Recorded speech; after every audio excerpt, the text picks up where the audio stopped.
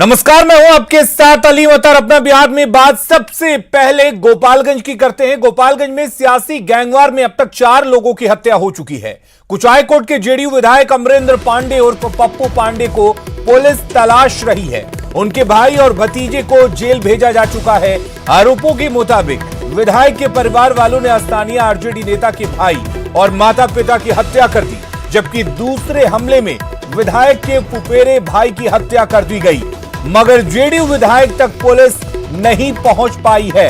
News 18 Bihar Jharkhand के गोपालगंज संवाददाता मुकेश कुमार ने जेडीयू विधायक पप्पू पांडे से बातचीत की। इस दौरान उन्होंने तेजस्वी यादव को भी चुनौती दी।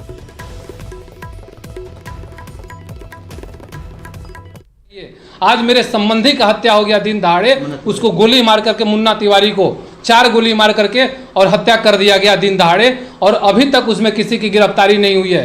तेजस्वी जी बोलते हैं कि मैं वहां से पैदल मार्च करूंगा हथुआ के लिए, तो मैं उनको चुनौती देना चाहता हूं कि अगर वह पैदल पटना से आने के लिए तैयार हैं तो मैं भी गोपालगंज से पटना चलने के लिए तैयार हूं। मैं भी कोई चोर बदमाश नहीं हूं, मैं भी राजनेता हूं। वो अगर पहली बार विधायक है तो मैं चौथी बार विधानसभा में जाने का काम किया है। अगर अपराधी रहते, क्रिमिनल रहते, तो मैं विधानसभा में पहुंचने का काम नहीं करते। और जहां तक हमारी नेता की बात है, तो हमारे नेता ना किसी को फंसाते हैं और ना किसी को बचाते हैं। अगर बचाने वाला होता तो सतीश पांडे और मुकेश पांडे जेल नहीं गए होते। और जहां तक मेरी बात है तो जांच करवाइए।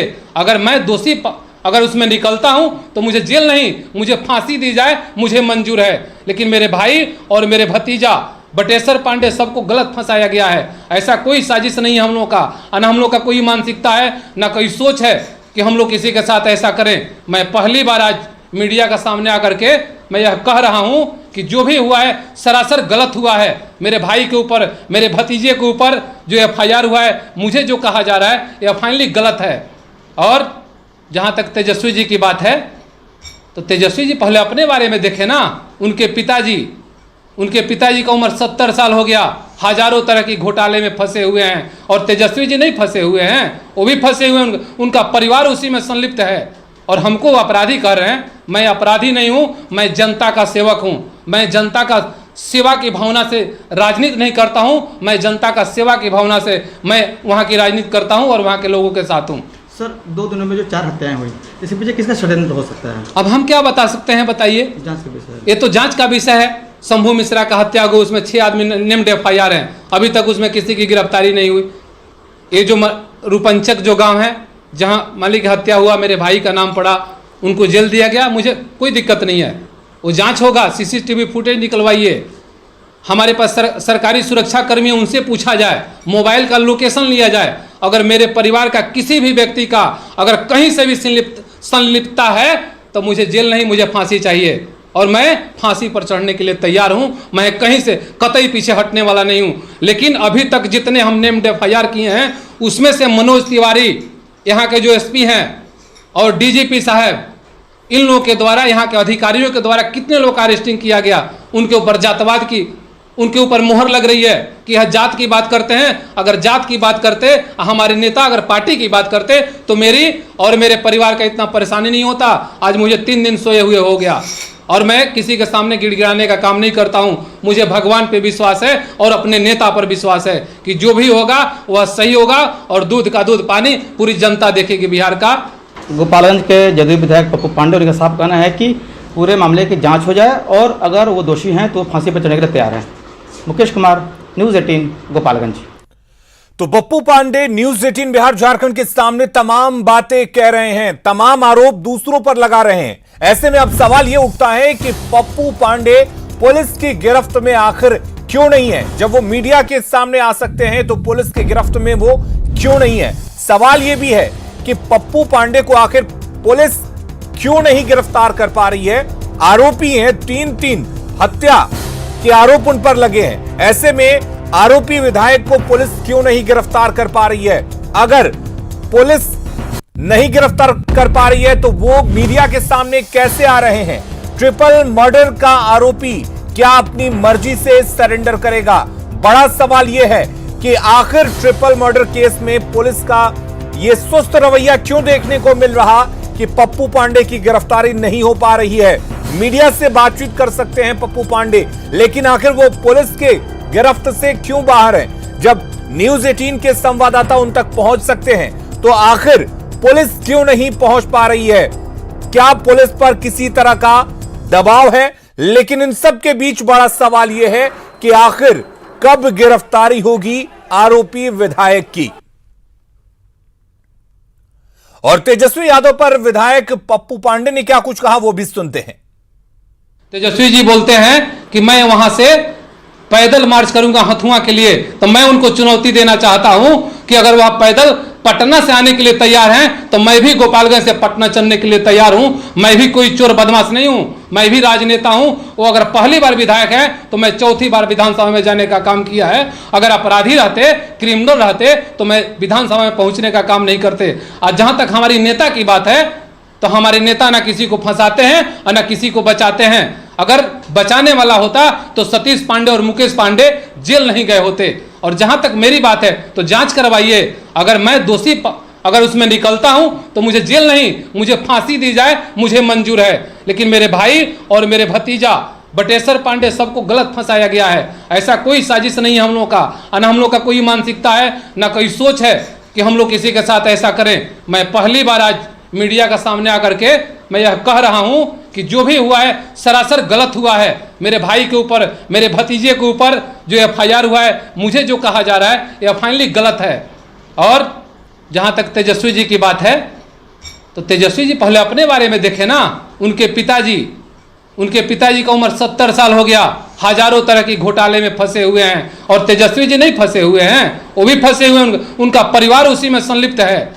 और हमको अपराधी कह रहे हैं। मैं अपराधी नहीं हूं, मैं जनता का सेवक हूं। मैं जनता का सेवा की भावना से राजनीति नहीं करता हूं, मैं जनता का सेवा की भावना से मैं वहां की राजनीति करता हूं और वहां के लोगों के साथ हूं।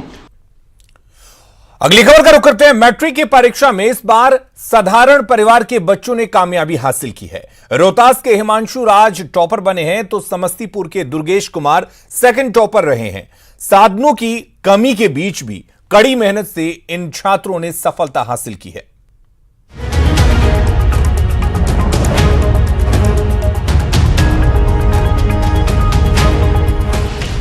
सब्जी बेचने वाले का बेटा मैट्रिक टॉपर,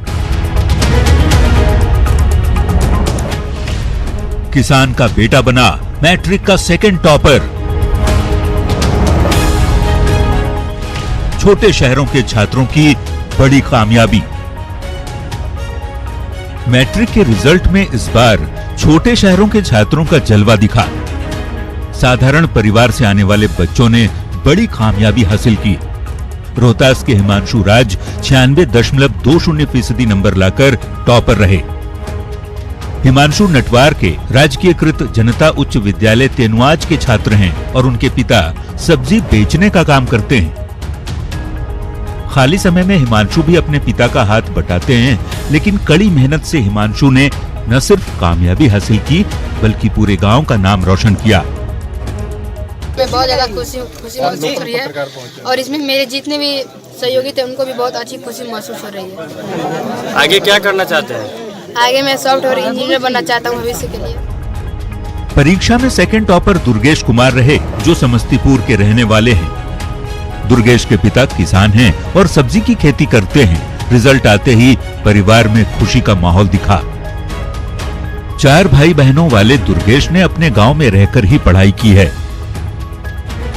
अच्छा लग रहा है और उम्मीद जैसा था वैसा रिजल्ट आया और अच्छा महसूस कर रहे हैं। फैमिली का सपोर्ट और टीचर का सपोर्ट रहा जिसके कारण रैंक अच्छा आया। पिछले कुछ सालों से मैट्रिक परीक्षा में सिमुलतला आवासीय विद्यालय के छात्रों की संख्या सबसे ज्यादा रही है, लेकिन इस बार सिमुलतला के सिर्फ 3 छात्र ही टॉप 10 में जगह बना पाए। वहीं हिमांशु राज और दुर्गेश जैसे छात्रों ने ये साबित कर दिया कि साधनों की कमी प्रतिभा के आड़े नहीं आती। न्यूज 18 के लिए सासाराम से अजित कुमार के साथ समस्तीपुर से मुकेश कुमार की रिपोर्ट। और एक बार फिर से गोपालगंज के गैंगवार की बात कर लेते हैं जो पूरी तरह से सियासी रंग अख्तियार कर चुका है। तेजस्वी यादव इस पर प्रेस कॉन्फ्रेंस कर रहे हैं, सीधे चलते हैं। खामियों को गिनाना उस वजह से जो विपक्ष की जिम्मेदारी है उस नाते आप लोगों को हम बुलाए हैं। गंभीर मसला है और एक आध मामले नहीं है। आपने देखा होगा जो हथुआ में जो नरसंहार कराया गया, सत्ताधारी दल के विधायक अमरेंद्र पांडे, उनके द्वारा जो संहार हुआ, कल हम पीएमसीएच गए और एकमात्र गवाह था, एकमात्र गवाह ने एफआईआर में और खुद देखा है कि किस प्रकार से अमरेंद्र पांडे, उनके रिश्तेदार, उनके माता पिता की हत्या की और वो खुद घायल हो चुके हैं। हम लोग लगातार सरकार के सामने ये कहते रहे हैं कि लॉ एंड ऑर्डर की स्थिति जो बिहार में है वो बद से बदतर हो गई है।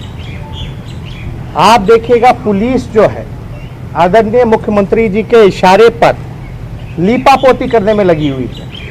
उनके इशारे पर पुलिस जो है नजरबंदी का जो खेल है वो खेल रही है।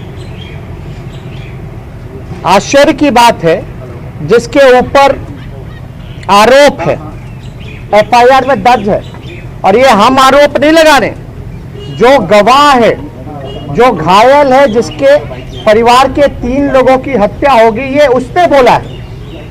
अभी तक जो है उस जनता दल यूनाइटेड के विधायक नीतीश कुमार जी के चहेते विधायक अमरेंद्र पांडे की गिरफ्तारी नहीं हुई है।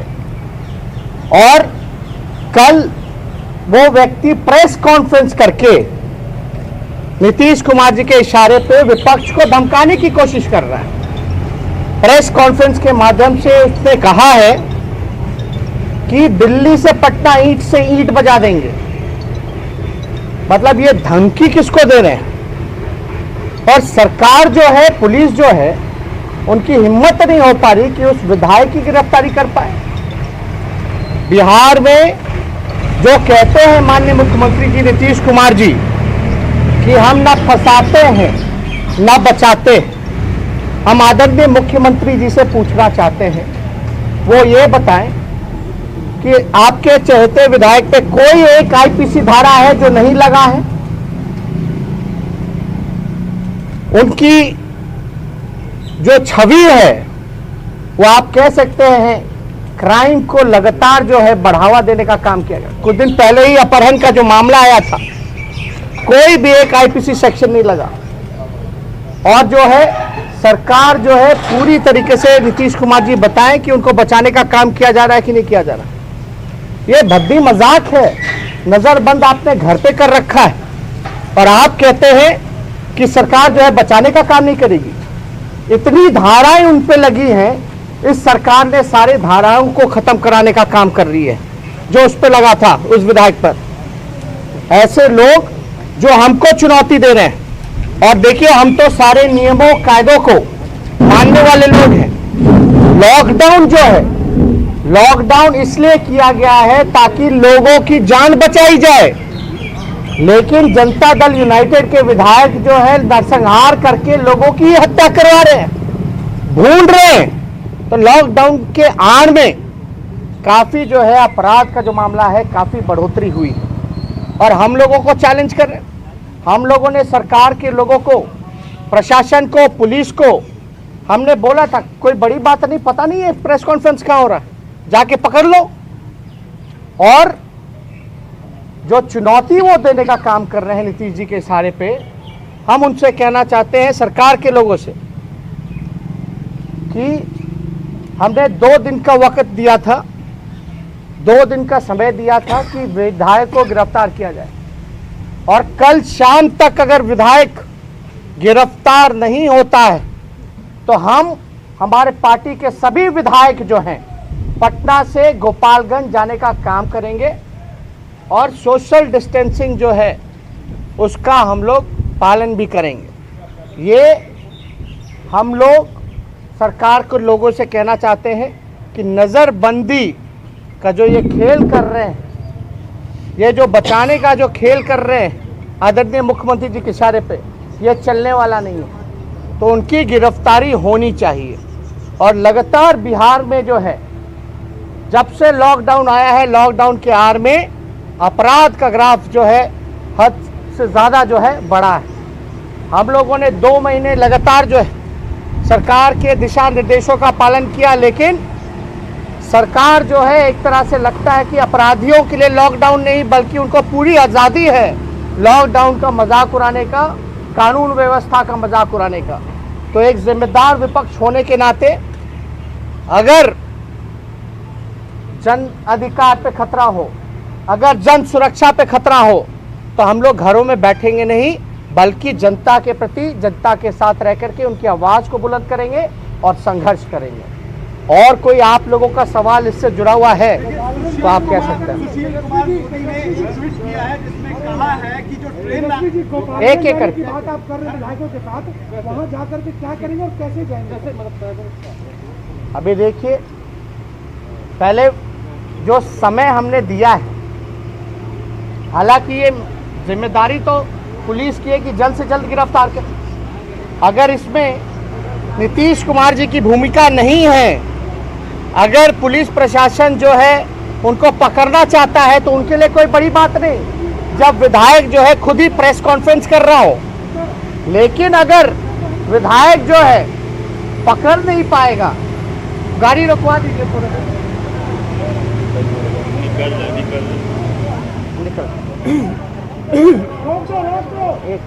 अगर रोक नहीं पाएगा, गिरफ्तार नहीं कर पाएगा, तो हम लोगों की जिम्मेदारी बनती है कि हम लोग जो है कदम उठाएं और जनता के प्रति जो है जन सुरक्षा का वातावरण बने और जन अधिकार की जहां तक बात आए, हम लोग जो है उनके उम्मीदों पे खड़ा रहे। अब कैसे होगा, क्या होगा, पहले भाई पुलिस के अधिकारी आप लोग जो है बात तो कीजिए, सरकार से सवाल पूछिए। और इतना बड़ा हादसा हो गया, नरसंहार हो रहा है, क्या करेंगे? नरसंहार हो रहा है, तो अब तक जो है मुख्यमंत्री जी ने अपनी चुप्पी नहीं तोड़ी है। ठीक है, लॉकडाउन की वजह से हम जो है फंस गए, लेकिन मुख्यमंत्री जी से लगातार वीडियो कॉन्फ्रेंसिंग के माध्यम से जब बात हो रही थी, हम बोल रहे थे आप बाहर निकलिए, बिहार की स्थिति को देखिए। और अब जो स्थिति बनी हुई है बिहार में, कोरोना से ज़्यादा तो भूखमरी और रोड एक्सीडेंट और जो आप कह सकते हैं क्रिमिनलों ने बिहार के लोगों को जो है मारने का काम किया। तो इस पे ज़्यादा कुछ नहीं, हम जो है अपना कदम जो है आप लोगों को कल बताएंगे। कल शाम तक का वक्त दिया है, लेकिन हमारा संघर्ष रहेगा कि हम गोपालगंज जरूर जाएं। नहीं, इस विषय पे सवाल इसमें तो लगातार बोलते रहे। शाम तक आपने समय दिया, आपने कहा कि मुख्यमंत्री ने भी आपसे बात किया था, मुख्यमंत्री ने आपको कहा था कि यदि मैं चलूंगा तो आपको साथ लेके जाऊंगा, तो क्या आप मुख्यमंत्री के साथ बिहार भ्रमण के लिए तैयार हैं? देखिए, ये सवाल देखिए लॉ एंड ऑर्डर से जुड़ा हुआ है। मुख्यमंत्री जी का इतना हमको ले जा रहे तो हम मेरी बात माने ना, पहले गिरफ्तार करवाएं, पहले गिरफ्तार करें ना भाई अपने विधायक को जो अपराधी है, पहले गिरफ्तार करें। और ये तो लीपा पोती वाली बात और मजाक में कोई मुख्यमंत्री कोई बात कहे वो अलग बात है, लेकिन मुख्यमंत्री वो हैं, उनकी जिम्मेदारी है, विपक्ष की जो जिम्मेदारी है वो निभा रहे हैं, जो कमियां हम गिना रहे हैं। लेकिन आप अपने जिम्मेदारियों पे कहाँ खड़े हैं? आप तो एक घर में बैठे हुए हैं, ठीक है लॉकडाउन, लेकिन और बाकी मुख्यमंत्री का क्या था? तो हमको ज़्यादा इस पर टिप्पा टिप्पणी नहीं करना। सरकार को और हमारी आला अधिकारियों से भी बात हुई है और हमने उनको भी कहा है, जानकारी दी। कई लोगों को तो जानकारी नहीं थी कि उन्होंने प्रेस कॉन्फ्रेंस किया विधायकों ने। अब ये क्या बात है, नहीं मसला है, एक तरह से साफ ये बात साफ होता है कि सरकार और नीतीश कुमार जी के संरक्षण में उनके चहते विधायकों को बचाया जा रहा है। उसी प्रकार से जिस प्रकार से सृजन घोटाले के चहते उनके बचाए गए और बालिका गृह मुजफ्फरपुर कांड के चहते बचाए गए। अब क्या मुख्यमंत्री जी जो इस विधायक को अवार्ड देंगे क्या? ये कहते हैं सुशासन का राज है, तो अपराधी जो है बेलगाम है, तो चुनौती दे रहा है विपक्ष को। तो इस पे मुख्यमंत्री जी आए, स्पष्ट करें, एक्शन करें और ऐसे लोगों को जो है गिरफ्तार करें। देखिए, सुशील कुमार मोदी ने अभी तो तेजस्वी यादव ने पप्पू पांडे पर हमला किया है और उनकी गिरफ्तारी नहीं होने पर सवाल उठाया है। अब आपको सुनाते हैं कि आखिर इस प्रेस कॉन्फ्रेंस से पहले विधायक पप्पू पांडे ने तेजस्वी के बारे में क्या कुछ कहा था।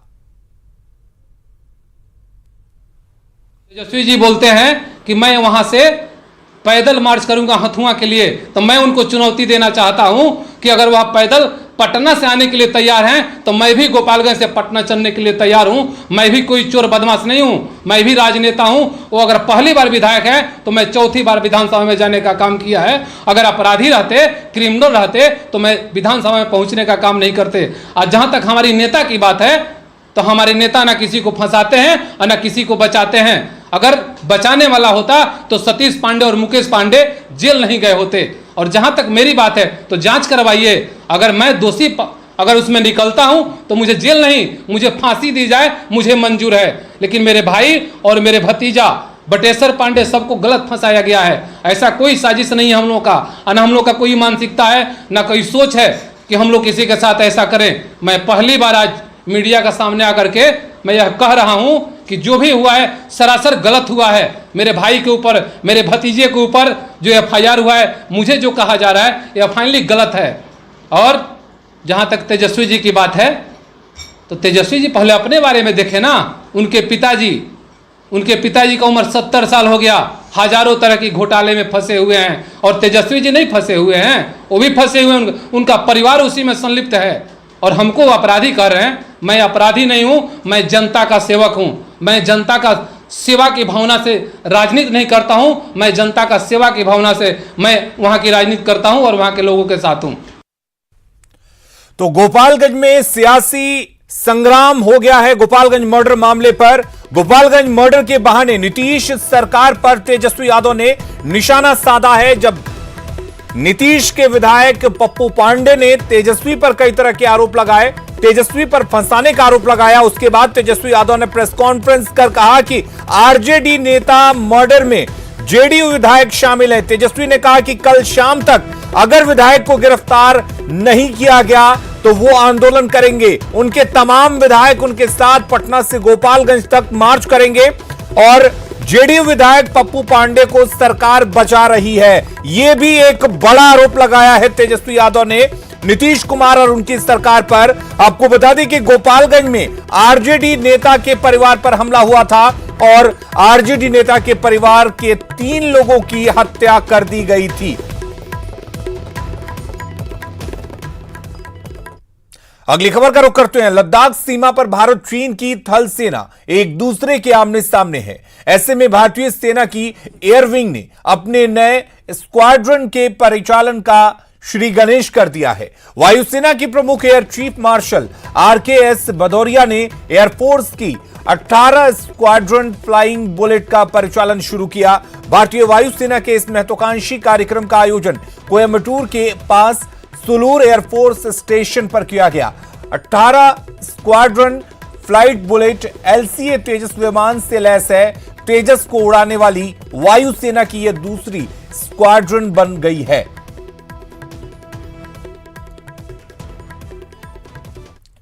खबरों